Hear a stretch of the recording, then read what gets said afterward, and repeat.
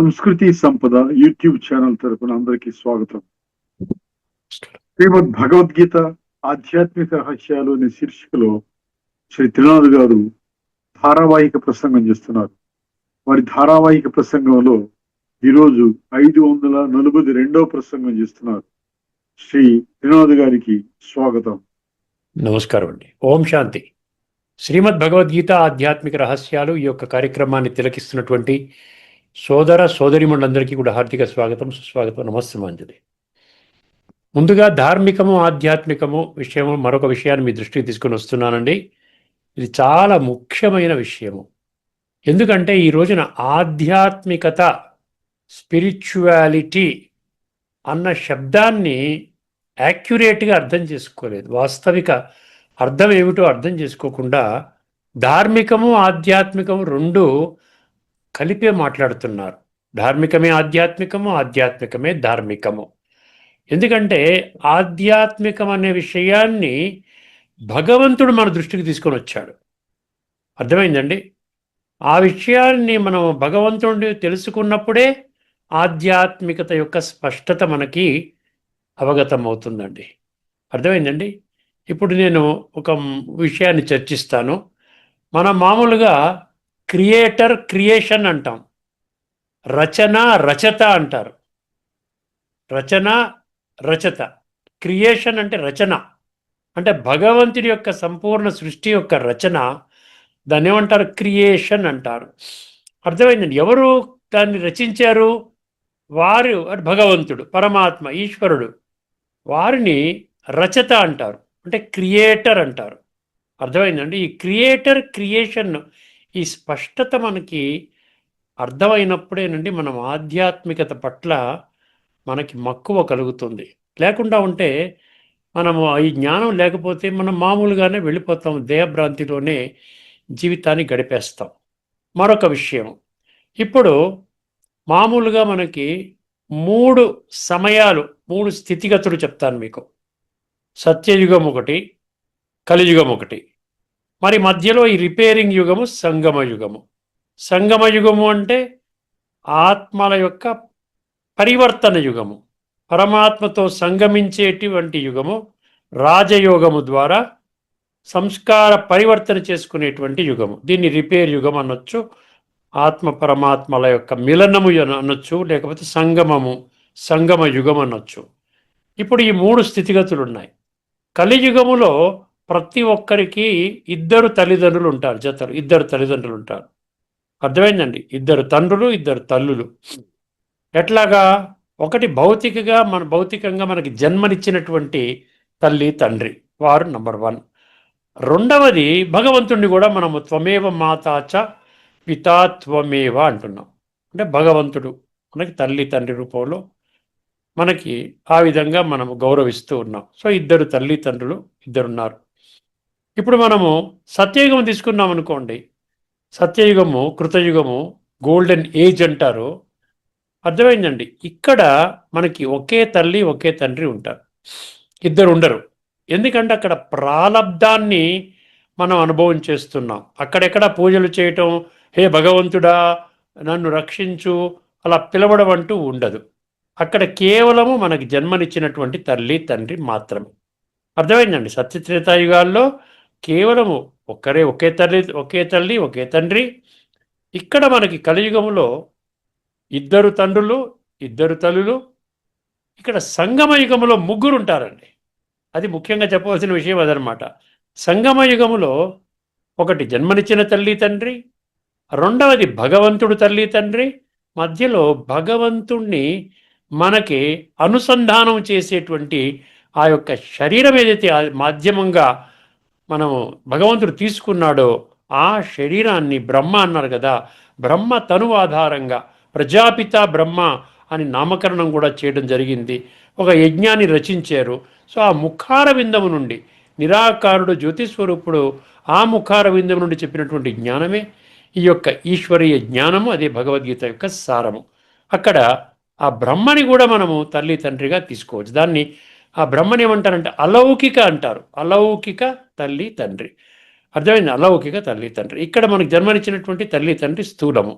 అదేవిధంగా భగవంతుణ్ణి మళ్ళీ మనము తల్లి తండ్రిగా అంటున్నాం. అక్కడ 3 జతలు అనమాట. ఈ స్పష్టత మనం అర్థం చేసుకోండి. ఇక్కడ ఇంకొక విషయం, భగవంతుడి యొక్క పరిచయము అర్థం కాలేకపోవడానికి, ఈ రోజున భగవంతుడి పరిచయం అంటే 99% అందరూ దేవీ దేవతల పరిచయం ఇస్తారు, స్థూలమైనటువంటి దేహదారుల పరిచయం ఇస్తారు. ఇది ఏదైనా అనుకోండి, దేవీ దేవతలు 33 కోట్ల దేవీ దేవతలు, ధర్మస్థాపకుల నుండి లేక సాధువులు, సంతులు, ఋషులు, మునులు, విశిష్ట వ్యక్తులు, మహామండలీశ్వరులు, జగద్గురువులు, వీళ్ళ పరిచయం ఇస్తారు. కానీ భగవంతుడు యొక్క పరిచయము నా పరిచయాన్ని నేనే ఇస్తున్నానన్నాడు. అర్థమైందండి? నా పరిచయాన్ని నేనే ఇస్తున్నాను, ఎందుకంటే మీరు నన్ను గుర్తించలేదు. మీరు దైహికంగా ఉంటే నన్ను మీరు గుర్తించలేరు. నా నుండే శక్తులు, గుణాలు మీకు రాజయోగ ప్రక్రియ ద్వారా మీకు లభిస్తాయి. అందుకని నా పరిచయాన్ని నేనే మీకు ఇస్తున్నానంటూ 7వ అధ్యాయం 1వ శ్లోకంలో చెప్తాడు. మయాసక్త మనా పార్థ యోగం యుంజన్ మదాశ్రయ. సారీ, 7వ అధ్యాయం 1వ శ్లోకం అండి. మయాసక్త మనాహ పార్థ యోగం యుంజన్ మదాశ్రయ అసంశయం సమగ్రం మాం యదా జ్ఞాస్యసి తత్ శృణు. నేనే చెప్తున్నాను, సంశయరహితంగా ఉంటుంది. ఎందుకంటే నేను సమగ్రంగా చెప్తున్నాను, కాంప్రహెన్సివ్, మొత్తం సంపూర్ణ నామరూప దేశ కాల గుణ కర్తవ్య సంబంధ మొత్తం అన్ని 7 డైమెన్షన్స్లో నీకు ఎటువంటి సందేహం లేకుండా నేను చెప్తున్నాను అంటున్నాడు. అర్థమైందండి? సో ఈ విధంగా ఇప్పుడు ఎవరి పరిచయం వాళ్ళు ఇచ్చుకుంటేనే సంపూర్ణంగా ఉంటుందండి. ఏమంటే నా పరిచయం మీరు మిమ్మల్ని ఇమ్మంటే ఏదో కొద్దిగా చెప్తారు. నా పరిచయాన్ని నన్నే ఇమ్మన్నారనుకోండి, నేను ఎంతైనా చెప్తాను. పుట్టినప్పటి నుంచి ఇప్పటిదాకా ఏమేమి జరిగే సంఘటనలు, నా క్వాలిఫికేషన్ ఏంటి, నా ఉద్యోగం ఏమిటి, ఈ విధంగా నా వ్యవహారం ఏంటి, ఇవన్నీ నేను చెప్తాను. అవన్నీ కూడా మామూలుగా మిగతా వాళ్ళు చెప్పలేరు. అదేవిధంగా అందుకని ఎప్పుడైతే భగవంతుని మనం గుర్తించలేదో, భగవంతుడే నేనే క్రియేటరో, మీరంతా క్రియేషనో. 9వ అధ్యాయం 17వ శ్లోకంలో ఏం చెప్పారు? పితా అహమస్య జగత అన్నాడు. జగత్తు, ఈ జగత్తు అంటే ఈ భూమి, ఈ పృథ్వీ, ఈ భూమండలంపై ఉన్న 850 కోట్ల మనుషులకు నేనొక్కడినే తల్లిని, తండ్రిని. పితా అహం జగత మాత. ఇదే విషయాన్ని గ్రహించిన వాళ్ళు ఏం చెప్పారు? పితాసి లోకస్య చరాచరస్య, చరాచర జగత్తుకి భగవంతుడా నీ ఒక్కడివే తల్లివి, తండ్రివి. అర్థమైందండి? సో ఈ విధంగా ఈ స్పష్టత ఎందుకు తెలుసుకోవాలి అంటే, భగవంతుడు తెలుసుకుంటే భగవంతుడు చెప్పినటువంటి జ్ఞానం పట్ల మనకి విశ్వాసం పెరుగుతుంది. ఎందుకంటే భగవంతుడు భగవానువాచ్ అంటున్నాం కదా. భగవంతుడు ఏం చెప్పారు? అమ్మమ్మ 574 శ్లోకాలు చెప్పారా? అదే భగవంతుడిని మనము నీవే తల్లివి, తండ్రివి అంటున్నాను కదా. సో ఆ భగవంతుడు చెప్పింది ఖచ్చితంగా విశ్వాత్మలందరికీ సంబంధించినది ఉంటుంది. అందులో మీరున్నారు, నేనున్నాను. నాకు మీరు తెలుసుకున్నారా, తెలుసుకుంటారా, తెలుసుకోరా, తిరస్కరిస్తారా, ఒప్పుకుంటారు, నాకు అవసరం లేదు. నాకు స్పష్టత దొరికింది. నేను ఖచ్చితంగా భగవంతుడి యొక్క సందేశాన్ని నేను తెలుసుకుంటాను. సో ఈ విషయాలన్నీ కూడానండి మనకి ధార్మికంలో జరగదు. ఎందుకంటే బుద్ధి నేత్రాన్ని మనం మూసేసుకుంటాం. అర్థమైందండి? ఎప్పుడైతే బుద్ధి నేత్రాన్ని తెరుచుకుంటామో ఎన్నో విషయాలకు సమాధానం దొరుకుతుందండి. లేకపోతే అన్ని ప్రశ్నలుగానే మనకు మిగిలిపోతాయి. మనం పరమాత్మని మనము పరమాత్మ యొక్క ఉనికి అంటే అస్తిత్వాన్ని కనిపెట్టకుండానే, పరమాత్మతో మన సంబంధాన్ని జోడించకుండానే మనం ఏం చేస్తామండి? ఈ శరీర త్యాగం చేయవలసి వస్తుంది. ఈ అద్భుతమైనటువంటి సువర్ణ అవకాశం ఇప్పుడు లేకుండా మరెప్పుడు లేదు. అర్థమైందండి? సో ఇది ధార్మికము, ఆధ్యాత్మికము ఉన్న మధ్యలో ఉన్నటువంటి ఈ తేడా అన్నమాట. ముఖ్యంగా మీరు గమనించండి, రచన, రచత ఈ విషయం అన్నమాట. తండ్రి, సంతానము అన్న విషయం మనం స్పష్టంగా అర్థం చేసుకో. ఇదే జ్ఞానం అంటే ఇదేనండి. తండ్రి ద్వారా చెప్పినటువంటి మాటలే జ్ఞానం. తండ్రి అంటే ఎవరు? పారలౌకిక తండ్రి. ఆధ్యాత్మిక జగత్తులో విశ్వాత్మలందరికీ తండ్రి. వారిని పారలౌకిక తండ్రి అంట. ఇక్కడ పరంధామ నివాసి. వారి ద్వారా వారు ఈ యొక్క మానవ దేహాన్ని అధిరోహించి చెప్పినటువంటి జ్ఞానమే అది దాన్నే జ్ఞానం అంటారు. మిగతా దానికి జ్ఞానం అంటారు. శాస్త్రజ్ఞానాన్ని మనమే అర్థం చేసుకున్నాం, శాస్త్రాలు చదువుకున్నాం. కానీ నేను ఆత్మని, ఇది నా దేహము, శరీరానికి తల్లి తండ్రి ఉన్నట్లే ఆత్మకు కూడా తల్లి తండ్రి ఉంటారన్న విషయాన్ని మనము విస్మరించాం. ఓకేనండి, ఇది ముఖ్యమైన విషయము. ఇప్పుడు తదుపరి మనం కఠోపనిషత్తు 1, 2, 3 ఇప్పటికి మనం 1, 2 అంటే 1వ అధ్యాయము 2వ వల్లి, అందులో మొదటి మంత్రము 2వ మంత్రము చర్చించుకున్నాం. ఇప్పుడు 3వ మంత్రం అర్థమైందండి. ఈ కఠోపనిషత్తు చాలా ముఖ్యమండి. కఠోపనిషత్తు మీకు 25, ఇందులో 25 మంత్రాలు ఉన్నాయి. అంతకుముందు మన 29 మంత్రాలు, ఇలాగ మొత్తం 119 మంత్రాలు ఉన్నాయి. ఈ 119 మంత్రాలు మీకు అందులో ఉన్న తత్వం అర్థమైందనుకోండి, అద్భుతమైనటువంటి జ్ఞానం మీకు అందుతుందండి. నిజంగా మీకు ఒక దశ దిశ మీకు కలుగుతుంది. చక్కగా మీ జీవితాన్ని పరివర్తన చేసుకోవచ్చు. ఎందుకంటే ఉపనిషత్తుల మీద మీకు గౌరవం ఉంది. ఉపనిషత్తుల జ్ఞానం పట్ల కూడా మీకు గౌరవం పెరుగుతుంది. మీ జీవితము చాలా చక్కగా తయారవుతుంది. ఓకేనండి, ఇప్పుడు ఈ మంత్రం చెప్తాను. కఠోపనిషత్తు 1, 2, 3 1, 2, 3 అనమాట, ఈజీగా గుర్తుపెట్టుకోవడానికి. 1.2.3 ముందుగా 4 పంక్తులు చదువుతాను, తర్వాత 4 పంక్తుల అర్థాన్ని చెప్తాను, తర్వాత తాత్పర్యం చెప్తాను, తర్వాత దీనిలో లోతైన తత్వం చెప్తాను, తర్వాత కొన్ని భగవద్గీత శ్లోకాలు సమర్థించే శ్లోకాలు చెప్తాను, కొన్ని ఉపనిషత్ మంత్రాలు చెప్తాను, ఆఖరిగా ముగింపు సందేశం చెప్తాను. ఇదనమాట. ఈ కోణంలో మనం డిస్కస్ చేసుకున్నాం అనుకోండి, మీకు అద్భుతమైన క్లారిటీ వస్తుంది. ఓకేనండి, ముందుగా శ్లోకాన్ని వినండి. సత్వం ప్రియాన్ ప్రియ రూపాంశ్చ కామాన్, ఇది మొదటి పంక్తి. అభిధ్యాయన్న చికేతో అత్యత్సాక్షి, ఇది రెండో పంక్తి అండి. నైతాం శృంఖాం విత్తమయీం అవాప్త, ఇది మూడో పంక్తి. యస్యాంత బహవో మనుష్యా, ఇది నాలుగో పంక్తి. ఒక్కసారి ఈ లైన్ బై లైన్ మీనింగ్ తెలుసుకుందాం. ముందుగా ఏమిటి, మొదటి లైన్ ఏంటి? సత్వం ప్రియాన్ ప్రియ రూపాంశ్చ కామాన్. ఇక్కడ ఏముంది? ఓ నచికేత అంటే యమధర్మరాజు చెప్తున్నాడు అనమాట. యమధర్మరాజు అంటే పరమాత్మ చెప్తున్నాడు. పరమాత్మ ఎవరికి చెప్తున్నాడు? సత్యాన్వేషకులకు చెప్తున్నాడు. ఎవరైతే పరమాత్మ మాటల్ని చాలా తీవ్రమైనటువంటి విషయంగా తీసుకుంటారో వాళ్ళకి చెప్తున్నాడు, వాళ్ళ జీవితాన్ని ఆ విధంగా పరివర్తన చేయడానికి. ఓ నచికేత, నీవు ఇంద్రియాలకు ఇష్టమైన ఆకర్షణీయమైన అన్ని భోగాలను కామనలను, అర్థమైందండి, అది అన్నమాట మీనింగ్. అంటే ఇంద్రియాలకు ఇష్టమవుతోంది, ఆకర్షణీయమైనటువంటివి ఉన్నాయి, వస్తువులు ఉన్నాయి, వైభవాలు ఉన్నాయి, సంబంధాలు, మిత్ర సంబంధీకులు ఉన్నాయి, చాలా రుచికరమైన పదార్థాలు ఉన్నాయి, ఎంతో కీర్తి ప్రతిష్టలు పొందేటువంటి స్థాయి ఉంది. ఇవన్నీ అట్రాక్షన్స్ అన్నమాట. ఈ కలియుగంలో మనిషికి ఇవన్నీ కూడా ఒక మ్యాగ్నెట్ లాగా దాని వైపు వెళ్ళిపోతూ ఉంటాం అనమాట. అందుకని ఓ నచికేత, నీవు ఇంద్రియాలకు ఇష్టమైన ఆకర్షణీయమైన అన్ని భోగాలను కామనలను, అది మొదటి పంక్తి. రెండో పంక్తి చూద్దాం. అభిధ్యాయన్ నచికేతో అత్య స్రాక్షి, సా కింద రావద్దండి, స్రాక్షి. దీని ఏమన్నాడు? బాగా పరిశీలించి ఆలోచించి పూర్తిగా వదిలేశావు.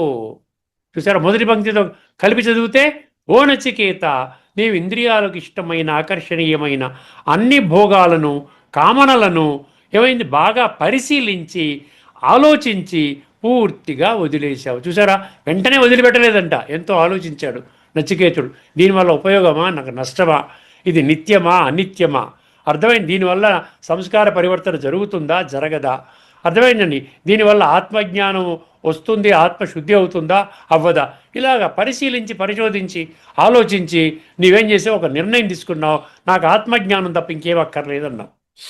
అది రెండో పంక్తి వరకు మనకు అర్థమైంది. ఇప్పుడు మూడో పంక్తి చూద్దాం. నైతాం శృంఖాం విత్తమయీం అవాప్త. బాగా ఏమన్నాడు ఇక్కడ? ఈ ధనము మరియు భోగాలతో కూడిన బంధన శృంఖలిని నీవు స్వీకరించలేదు. సో ధనాన్ని విడిచిపెట్టాడు. చూసారా, ధనము ఇతర భోగభాగ్యాలు అంటే బంగారం అనండి, పెద్ద భవంతులు కావాలి, పెద్ద పెద్ద హై అండ్ వాహనాలు కావాలి, చాలా హై లెవెల్లో తిరగాలి, నేను పేరు ప్రతిష్టలు పొందాలి, కీర్తి కిరీటాలు పొందాలి, ఇవన్నీ కాదు, ఇవన్నీ త్యజించేసావు. ధనం కూడా త్యజించాడు. ఈరోజున ధనం కూడా ధనమే కదండి. ధనమే కదా, ధనం కోసమే కదా మనుషులందరూ కూడా తమ యొక్క ఆరోగ్యాన్ని త్యాగం చేస్తున్నారు, ఆత్మజ్ఞానాన్ని త్యాగం చేస్తున్నారు, భగవంతుణ్ణి త్యాగం చేస్తున్నారు, ప్రతి దాన్ని త్యాగం చేస్తున్నారు. కేవలం ధనాకాంక్ష, ఏదో విధంగా ధనాన్ని పోగు చేసుకోవాలని. అందుకని ఇక్కడ నచికేత ఏం చేశాడు? ధనము భోగాలతో కూడిన బంధన శృంఖాలని నీవు స్వీకరించలేదు, శృంఖలిని. తర్వాత ఆఖరి పంక్తి, యస్యాంత బహవో మనుష్యా, యస్యాంత బహవో మనుష్యా. ఇందులో అనేక మంది మనుషులు, చూడండి చాలా జాగ్రత్తగా వినండి, ఇందులో అనేక మంది మనుషులు చిక్కుకుపోతారంట. ఆఖరి పంక్తి చూసారా? ప్రతి ఒక్క మనిషి ఇందులో చిక్కుకుపోతాడంట. చిక్కుకుపోతాడు అన్న సంగతి మనకి ప్రకటిస్తున్నాడు ఈ ఉపనిషత్తులో 1, 2, 3 కుటోపనిషత్తులో. నాయనా, ఇది టెంపరీ. ఈ దేహము ఉన్నంత వరకే నువ్వు కోరుకున్న కోరికలు నీకు ఆనందాన్ని ఇచ్చేవి. ఇంద్రియ సుఖం అనేది శాశ్వతం కాదు, అశాశ్వతము, అనిత్యము. అనిత్యము ఎప్పుడు నువ్వు దాన్ని విడిచిపెట్టగలుగుతావు? నిత్యమైన దాన్ని తెలుసుకున్నప్పుడు నువ్వు అనిత్యాన్ని విడిచిపెట్టగలుగుతావు. అందుకనే అక్కడ నిత్యమైన అని కావాలి నాకు అని నచికేతుడు పట్టుపట్టాడనమాట. ఇది విషయం. ఇప్పుడు సంక్షిప్తంగా సారం చూద్దాం. నచికేతుడు ఇంద్రియాలకు ఇష్టమైన ఆకర్షణీయమైన సుఖభోగాలను లోతుగా పరిశీలించి, అండర్లైన్ చేసుకోండి, లోతుగా పరిశీలించి అవి బంధనమని గ్రహించి తిరస్కరించాడు. నచికేతుడిని మనమేనండి, మంచి వాళ్ళంతా నచికేతులు. మనం తీక్షణంగా బుద్ధినేత్రాన్ని తెరుచుకుని పరమాత్మ మహావాక్యాలు, భగవంతుడు ఎంత చక్కగా విశ్లేషణాత్మకంగా మన బుద్ధినేత్రాన్ని తెరిపించి మన జీవిత గమ్యాన్ని శాసిస్తున్నాడు చూసారా? ఇది నాయన. తర్వాత చెప్పిన తర్వాత కూడా నువ్వు నా మాట వినకపోతే నీ కర్మ అంటాం చూసారా? మనం ఇంట్లో పిల్లలు కూడా మీ మాట వినకపోతే పోరా, నీ కర్మ ఎట్లా ఉంటే అట్లా జరుగుతుంది అంటాం కదా, అలాగనమాట. తిరస్కరించాడు. ధన మోపు బంధనములో సైతము పడలేదు. ధనము, బంగారము, ఆస్తులు, ప్రాపర్టీసు ఏమి నాకు అక్కర్లేదు అన్నాడు. అర్థమైందండి? కానీ ఎక్కువ మంది మనుషులు అదే భోగాల బంధనములో చిక్కుకుపోతారు. అంతే, ఈ మంత్రం ఇంతే చెప్తుంది. అందరూ చిక్కుకుపోతారు, కానీ నచికేతుడు చిక్కుకుపోకుండా అవుట్ రైట్ రిజెక్ట్ చేసేసాడు. నాకు ఇవి అవసరం లేదు. అర్థమైందండి? లోతైన తత్వం చూద్దాం. యమధర్మరాజు ప్రశంస అంట మొదటి పాయింట్. ఇక్కడ 4 పాయింట్లు ఉన్నాయి. మొదటి పాయింట్, యమధర్మరాజు ప్రశంస ఏంటి? ఈ మంత్రము యమధర్మరాజు నచికేతుని గొప్పతనాన్ని ప్రశంసిస్తూ చెబుతున్నది. ప్రతిదీ మనం అర్థం చేసుకోవచ్చండి, కేవలం బుద్ధినేత్రాన్ని తెరుచుకోవాలి. ఏదైనా ప్రతీదీ మనం ఊరికనే ఏదో ఈ చెవుతో వినేసి ఈ చెవుతో విడిచిపెట్టేసి అద్భుతం అమోఘము, దానివల్ల ఉపయోగం లేదండి. ఏదన్నా కనీసం అందులో ఒక 5% అన్న మంచి విషయాలు మీ బుద్ధిలో చేరి అది కొంచెం మీ జీవితాన్ని మార్చిందనుకోండి సకారాత్మకంగా, అది మీకు నిజంగా ఈ యొక్క జ్ఞానం వల్ల మీకు లాభం అన్నమాట. ఈ మంత్రం యమధర్మరాజు నచికేతుని గొప్పతనాన్ని ప్రశంసిస్తూ చెబుతున్నది. నచికేతునికి యముడు ఇచ్చిన ఆఫర్లంట. ఏం ఆఫర్లు ఇచ్చాడండి? దీర్ఘాయుష్, ఎంతకాలం బ్రతుకుతావు అంతకాలం బ్రతకమన్నాడు. అర్థమైంది? ఇంకేమి ఇచ్చాడు? దీర్ఘాయు ఇచ్చాడు, అపార ధన సంపద ఇచ్చాడు. ఏమి కావాలంటే బంగళాలు, కార్లు, వాహన వ్యవహారం, పెద్ద పెద్ద ఆస్తిపాస్తులు, ఇవన్నీ ప్రాపర్టీస్ అన్నీ ఇచ్చేశాడు. అపార ధనము, స్వర్గ సుఖాలను ఇచ్చాడు. స్వర్గ సుఖాలు, అర్థమైందండి? ఇంకేమిచ్చాడు? సుందరీమణులు. నాట్యం చేస్తారు కదా యమధర్మరా స్వర్గంలో అంటే అక్కడ ఇంద్రుడు ఉంటారు, ఆ విధంగా తిలోత్తమ, మేనక, రంభ, ఊర్వశి, వీళ్ళంతా నృత్యాలు చేస్తారు, ఎంజాయ్మెంటు, ఇవన్నీ చేస్తున్నాడు ఆయన. అయ్యా ఇక్కడే ఇక్కడే ఈ జన్మలోనే ఇచ్చేస్తున్నాడు ఆయన. అర్థమైందండి? ఇవన్నీ ప్రేయస్సు అంటున్నాడు. ప్రేయస్సు అంటే ఇంద్రియ సుఖము అంటున్నాడు. కానీ నచికేతుడు ఇవి అన్నీ అనిత్యము అని గ్రహించాడు. అర్థమైందండి? అది అందుకని మొదటి పాయింట్లో యమధర్మరాజు ప్రశంసిస్తూ, ఎందుకు ప్రశంసిస్తున్నాడు అంటే అది యమధర్మరాజు అంటే చెప్పాను కదా, పరమాత్మ యొక్క మరొక రూపము. అక్కడ ధర్మ నిర్దేశం చేసినప్పుడు యమధర్మరాజు రూపంలో మనకు శిక్షలు వేస్తాడు. తప్పకుండా మనం వినకపోతే ఏమవుతుందండి, శరీరాన్ని చాలించే ముందు కొన్ని శిక్షలు, మన ఈ జన్మలోనే కొన్ని కష్టాలు వస్తుంటాయి. ఇవన్నీ శిక్షలే. లేకపోతే ఎందుకండి కష్టపడుతున్నాం, ఎందుకు దుఃఖపడుతున్నావు, ఎందుకు సమస్యలు వస్తున్నాయి, కోర్టులో కేసు ఓడిపోయింది, పిల్లవాడు యాక్సిడెంట్లో పోయాడు, లేకపోతే ఉద్యోగం పోయింది, లేకపోతే అనుకున్న సీట్ రాలేదు, లేకపోతే అనారోగ్యం పాలు, ఇవన్నీ ఇదే కష్టాలండి. ఇవన్నీ చేసుకున్న వాడికి చేసుకున్నంత మహాదేవా. జాగ్రత్తగా వినండి. రెండవది అభిధ్యాయన్ అన్నాడు. అభిధ్యాయన్ అంటే లోతుగా పరిశీలించటం, చాలా నిశితంగా పరిశీలించాడనమాట. ఎవరు? నచికేతుడు. యమధర్మరాజు ఆఫర్లన్నీ కూడా తీసుకోవచ్చా తీసుకోకూడదా పరిశీలించడం, ఇది చాలా ముఖ్యమైన పదం అన్నాడు. అభిధ్యాయన్. నచికేతుడు వెంటనే రిజెక్ట్ చేయలేదు, వెంటనే రిజెక్ట్ చేయలేదు, లోతుగా ఆలోచించాడు. ఫలితం ఏంటి? భోగాలు తాత్కాలికము అన్నాడు. భోగభాగ్యాలు తాత్కాలికము, ఆత్మజ్ఞానము శాశ్వతము. అందుకని గట్టిగా పట్టుకొని కూర్చున్నాడు. నాకు ఆత్మజ్ఞానం కావాలి, ఆత్మజ్ఞానం కావాలి. అందుకని ఉపనిషత్తు, ముండక ఉపనిషత్తు వేరే ఇప్పుడు చదువుకున్నాం కదా. ఎవరైతే గట్టిగా ఆ దృఢ నిశ్చయంతో ఉంటారో వాళ్ళకి మాత్రమే ఆత్మజ్ఞానం వస్తుంది, వాళ్ళకి మాత్రమే పరమాత్మ తత్వం అర్థమవుతుంది, వాళ్ళకి మాత్రమే రాజయోగం ద్వారా సంస్కార పరివర్తన చేసుకుంటారు, వాళ్ళే స్వర్గంలోకి వెళతారు. 7వ అధ్యాయం 3వ శ్లోకంలో అదనమాట రిజల్ట్. మాం వేత్తి తత్వతః. ఆత్మజ్ఞానం శాశ్వతం, ఇదే నిజమైన వివేకము అన్నాడు. బ్రాకెట్లో ఏమిచ్చాడు? ఇంగ్లీష్లో డిస్క్రిమినేషన్ అని ఇచ్చాడు. ఉన్నది నోట్ రాసుకున్నాను నేను. విచక్షణ, పరిశీలన, నిర్ణయ శక్తి, అది బుద్ధి అన్నమాట, వివేకం. మూడవది శృంఖాం విత్తమయీం అన్నాడు. విత్తం అంటే మన ధనము కదా. శృంఖాం విత్తమయీం అంటే బంధన శృంఖల అంటే భోగాలు. ఎందుకు ఇక్కడ శృంఖల అంటే చైన్ అంట. వరసగా ఒకటి తర్వాత ఒకటి అన్ని భోగభాగ్యాలన్నీ కనబడుతున్నాయి, బ్రహ్మాండంగా భౌతికంగా మీరు టాప్లోకి వెళ్ళిపోతున్నారు. దానిని రిజెక్ట్ చేయడం ఎంత కష్టం చూసారా? అందుకనే శృంఖల అంటే చైన్ అన్నమాట. మొదట ఆనందంగా కనిపిస్తాయి, తర్వాత ఆసక్తి, అలవాటు, తర్వాత ఏమవుతుందండి? బంధనము. ముందు అట్రాక్షన్, ఎస్ ఇది మనకు కావాలి, దీన్ని విడిచిపెట్టకూడదు, ఈ ఆఫర్ అద్భుతమైన ఆఫర్. అర్థమైందండి? ఆసక్తి, అలవాటు, బంధనము. ఉదాహరణ ధనము. ధనము దేనికండి ఏగా అవ్వకూడదు అండి? లోభం అన్నాడు. ధనము, ధనాకాంక్ష అంటే మనకు సరిపడా ఉన్నా కూడా ఇంకా పరుగెడుతూ ఉంటాం, ఇంకా కావాలి, ఇంకా కావాలి, ఇంకా కావాలి, ఇంకా కావాలి. అదేదో రాజుగారు చెప్తారు కదా, నువ్వు ఎంత పొద్దున ఉదయం సూర్యోదయం నుండి సూర్యాస్తమయం వరకు ఎంతవరకు నువ్వు పరిగెడతావో అంత భూమి నీదే అయినప్పుడు ఏమైపోయింది? చివరికి 3 అడుగులు నేల కావాలి. చివరికి అలా పరిగెత్తి పరిగెత్తి ఇంకా ఇంకా కావాలి, ఇంకా కావాలి, ఇంకా కావాలి, చివరికి ఆయన చచ్చిపోతాడు. అది మనకేంటి? నీతి. లోభం పనికిరాదు. అర్థమైందండి? ధనము లోభము, భోగం ఏంటి? కామము, కామనలు. కామం అంటే లైంగిక వికారము. రెండవది ఇది కామనలు, భౌతిక కామనలు. అధికారము, అహంకారము. మంచి పదవి ఉందనుకోండి, ఇప్పుడు ఎమ్మెల్యేలు వీళ్ళంతా, ఐఏఎస్ ఆఫీసర్లు వీళ్ళంతా ఎట్లా ఉంటారండి? మంచి టఫ్గా ఉంటారు కదా. ఐపీఎస్ ఆఫీసర్లు, ఇప్పుడు కమిషనర్లు ఎలా ఉంటారు? అదనమాట. అధికారము అహంకారానికి చివరికి స్వేచ్ఛ పోతుంది, మనస్సు బంధనములో పడుతుంది. అర్థమైందండి? స్వేచ్ఛ పోతుంది, మనస్సు బంధనంలో పడుతుంది. మనస్సు బంధనంలో పట్టడం అంటే ఆత్మ బంధనంలో పడుతుందన్నమాట. ఆత్మ బంధనంలో పట్టడం అంటే ఆత్మ కుళ్ళిపోతుంది. ఇప్పటికే కుళ్ళిపోయింది. 63 జన్మలు, 21 జన్మలు ద్వాపర, తర్వాత 42 జన్మలు కలియుగము. ఈ 63 జన్మల ప్రభావం, దైహిక భ్రాంతిలో ఎన్నో తప్పుడు పనులు చేశాము, దాని పర్యవసానంగా మనం అనుభవం చేస్తున్నాము. అర్థమైందండి? ఇవన్నీ బంధనం అన్నమాట. 4వ విషయం యస్యాంతః బహవో మనుష్యాః. ఎంత చక్కగా, ఎంత విశ్లేషణ నిజంగానండి. నాకు క్షుణ్ణంగా అర్థమవుతేనే మీకు చెప్తాను. అర్థమైందండి? అందుకని నేను దీని కొరకు ఎన్నో గంటలు నేను దీని మీద పరిశ్రమ చేస్తాను, అర్థం చేసుకునే వరకు రకరకాల కోణాల్లో అర్థం చేసుకునే ప్రయత్నం చేస్తాను. ఆ అమ్మ కఠోపనిషత్తు ఇంత అద్భుతంగా ఉంది, ఇదివరకు నాకు తెలిసేది కాదు. ఇప్పుడు ఈ ప్రయాణంలో నేను కూడా ఇవన్నీ నేర్చుకుంటున్నాను.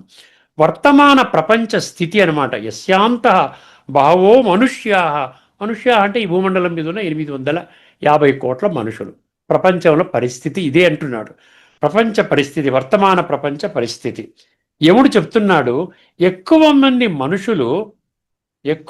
మనుషులు ఈ భోగాల శృంఖలలోనే చిక్కుకుపోతారు. శృంఖల చైన్ అండి. అర్థమైందండి? ఈ శబ్దాలు కన్ఫ్యూజ్ అవ్వకండి. మనకు అర్థం కావాలి. తత్వం అర్థమైతే మన జీవితంలో మనం ఆస్వాదిస్తాం, మనం అనుభవం చేస్తాం, మన జీవితాన్ని శ్రేష్టంగా చేసుకుంటాం. ఈ భోగాల శృంఖలలోనే చిక్కుకుపోతారు. ఇది నేటికి సత్యము. ధనము కోసం జీవితమంతా పరుగులు, శాంతి మాత్రము లేదు. పోనీ ధనం ఏమైనా శాంతినిస్తుందా? లేదు. మళ్ళీ అశాంతి, అలజడి, పోలీసు వాళ్ళు వస్తారు, ACB ride, CBI ride, income tax ride అని భయపడదు. ఎక్కడ దాచుకోవాలో తెలియదు. ఎవడన్నా తీసుకుపోయి దొంగతనం అయిందని దొంగలు వచ్చి పట్టుకుపోయారని మళ్ళీ భయము. ఈ మధ్యలో అనారోగ్యం వస్తోంది, అశాంతి, అలజడి, టెన్షన్స్, రోగాలు, సమస్యలు, గొడవలు. సో ఆఖరి పంక్తి ఏం చెప్పాడు? ఈ భోగాల శృంఖలలోనే చిక్కుకుపోతారు. ఇది నేటికి సత్యము, నేటి సత్యం అనుకోండి. ధనము కోసం జీవితం అంతా పరుగులు పడతారు, శాంతి మాత్రము అనుభవం చెయ్యలేరు. గీతలో సమాన భావాలు ఒక్కసారి గమనించండి. 5:22 5:22 ఏహి సంస్పర్శజా భోగా దుఃఖయోనయ ఏవతే ఆద్యంతవంత కౌంతేయ నతేషు రమతే బుధ. అక్కడ బుధ అంటే వివేకము తెలుసుకున్నవాడు, వివేకాన్ని యూజ్ చేసుకునేవాడు నచికేతుడు అనమాట. నా రమతే, నాకు అవసరం లేదు. ఎందుకంటే ఇది ఆది ఉంది, అంతం ఉంది, దీనికి బిగినింగ్ ఉంది, ఎండింగ్ ఉంది. ఇప్పుడు ఈ రోజున నేను పెద్ద పార్టీకి వెళ్ళాను, అయిపోయింది. 7 గంటలకు వెళ్ళిపోయిన రాత్రి 11 గంటలకు ఇంటికి వచ్చాను. 7ంటికి బిగినింగు, రాత్రి 10ంటికి అయిపోయింది. 1 గంట ప్రయాణం చేసుకుని వచ్చాను. So 7 beginning, 10 ending. ఆద్యంతవంత కౌంతేయ నా తేషు, వాటి మీద ఒక బుద్ధిమంతుడు, స్పష్టత ఉన్న ఆధ్యాత్మిక జ్ఞానం పట్ల స్పష్టత ఉన్నవాడు అందులో రమించడు అంటున్నాడు. అర్థమైందండి? అది 5:22. తర్వాత ఈ 2:71 విహాయ కామాన్య సర్వాన్ పుమాంశ్చరతి నిస్పృహ నిర్మమో నిర్మమో నిస్పృహ నిర్మమో డాట్ డాట్ అన్ని కామాలను సశాంతి మదిగచ్చతి అంటాడు. అర్థమైందండి?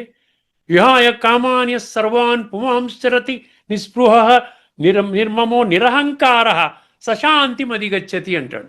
అదేంటంటే ఒక్కసారి అన్ని కామనలను విడిచిన వాడే నిజమైన శాంతిని పొందుతాడు. కామనలు అంటే ఆత్మని శుద్ధి చేసుకునే కామనలు కాదు, భౌతిక ఇంద్రియ సుఖాలు పొందే కామనలు. అక్కడ అదే అర్థం చేసుకోండి. ఇదే నచికేతుని స్థితి. 3వ అధ్యాయం 39 ఆవృతం జ్ఞానమేతేన జ్ఞానినో నిత్యవైరిణ కామరూపేణ కౌంతేయ దుష్పూరేణ అనలేన చ. ఈ కామనలంట జ్ఞాననేత్రాన్ని కప్పేస్తాయంట. ఆవృతం జ్ఞానమేతేన జ్ఞానినో నిత్యవైరిణ. ఒక జ్ఞానికి, జ్ఞాని అంటే ఏంటి? ఆత్మజ్ఞాని, పరమాత్మ ప్రేమికుడు, రాజయోగ సాధకుడు. ఇతనికి ఈ కోరికలను తగ్గించుకోకపోతే నిత్య వైరి. అర్థమైందండి? అందువలన కామరూపేణ కౌంతేయ దుష్పూరేణ, ఇది ఎప్పుడు పూరించుకోలేము. సపోజ్ మనం ఇవాళ ఒక వారం రోజులు పనిచేసి సంపాదించుకుందాం, తర్వాత మనం బాగా డబ్బు సంపాదించుకున్న తర్వాత మనము భగవంతుడి వైపు వెళదాం అనుకోరంట. అది జీవితకాలం, ఆఖరి శ్వాస వరకు కూడా ఇంకా కావాలి, ఇంకా కావాలి, ఇంకా కావాలి, డామని ఒక్కసారి పోతాడు. అందులో ₹1 కూడా తీసుకొని పోలేడు. కామము జ్ఞానాన్ని కప్పేస్తుంది. అందుకే భోగాలు శృంఖలగా మారుతాయి అని అన్నాడు.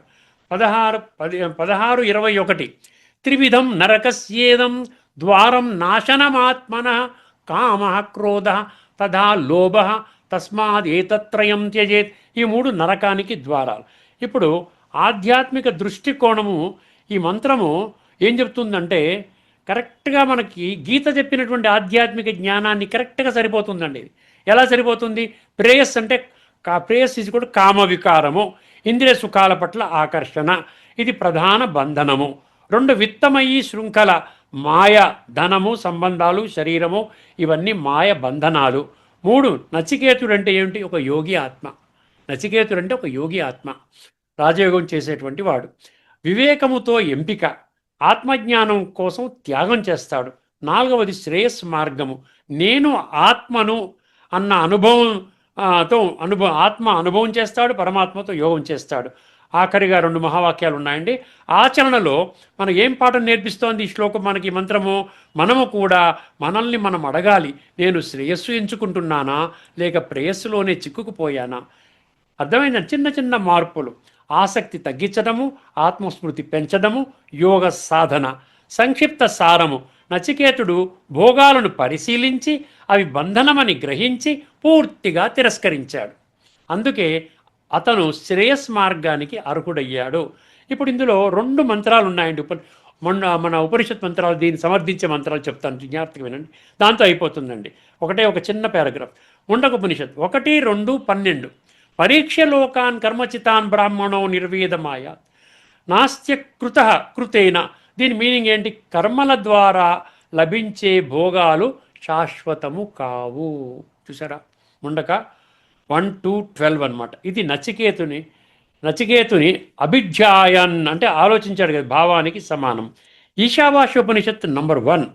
ఈశావాస్యమిదం సర్వం యత్కించ జగత్యాం జగత్ తేన త్యక్తేన ముంజీధాః మా గృధః కస్య స్విధనం.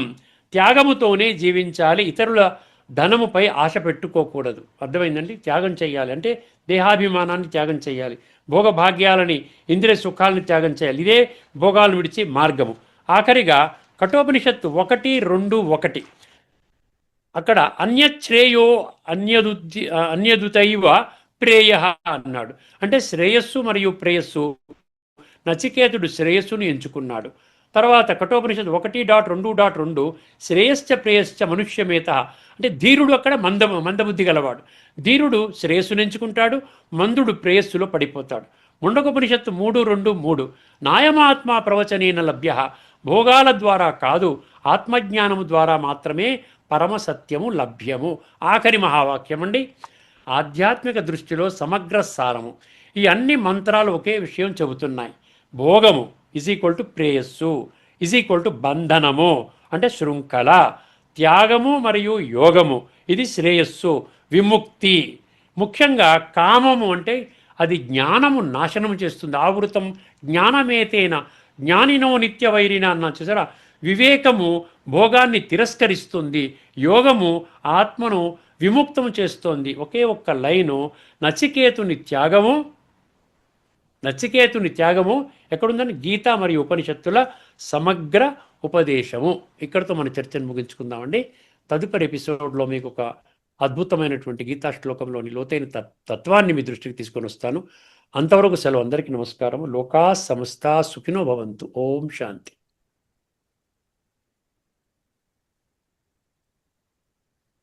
శ్రీమద్ భగవద్గీత ఆధ్యాత్మిక రహస్యాలు శీర్షికలో ధారావాహిక ప్రసంగం చేసిన శ్రీ త్రినాథ్ గారికి ధన్యవాదాలు. నమస్కారం అండి.